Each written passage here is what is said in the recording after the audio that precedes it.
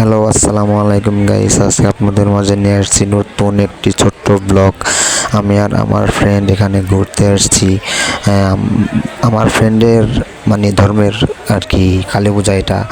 এখন দেখি আমার ফ্রেন্ড কি করে এখানে। আমার ফ্রেন্ড দেখি তাদের মায়ের চরণে প্রণাম করার জন্য কি কি জানি করতেছে। দেখি কি করে এখানে। আমি দাঁড়িয়ে দেখতেছি। আর এই মেলাটা অনেক সুন্দর এবং উপভোগ করার মতো মেলা। হিন্দু ধর্মাবলম্বীদের জন্য এই মেলাটা অনেক পুরনো এবং ঐতিহ্যবাহী মেলা। এখানে তারা আর কি বছরে একবার এই পূজাটা অনুষ্ঠিত হয়ে থাকে।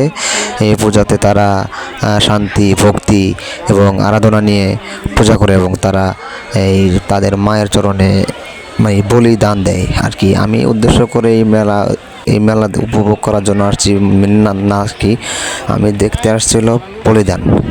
এটা দেখার জন্য আমি আর কি এই মেলাতে আসছি এবং ঘোরার জন্য আসি। দেখি কত মানুষ। আর এই মেলাটার স্থান হলো চরণতলা, আঞ্চলিক ভাষায় চরণতলা বলা হয়, কিন্তু এই মেলাটার মেন জায়গা হচ্ছে আমাদের শেরপুর জেলা শ্রীবর্দী থানার ভাইডাঙ্গা এলাকায় আর কি অবস্থিত। দেখি এই মেলাটা অনেক সুন্দর, উপভোগ করার মতো।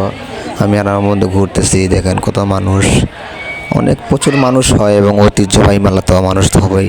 প্রায় 100-150 বছর আগে থেকে এই মেলাটা এখানে অনুষ্ঠিত হয়ে থাকে।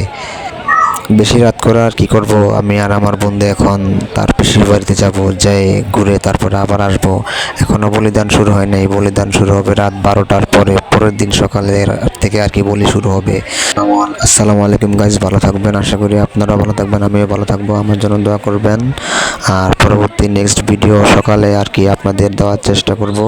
সকালে যা মনে করেন যে পাঠা বলিদান অনুষ্ঠান, আচার আচরণ যা হবে সকালে আপনাদের দেখানোর জন্য চেষ্টা করব।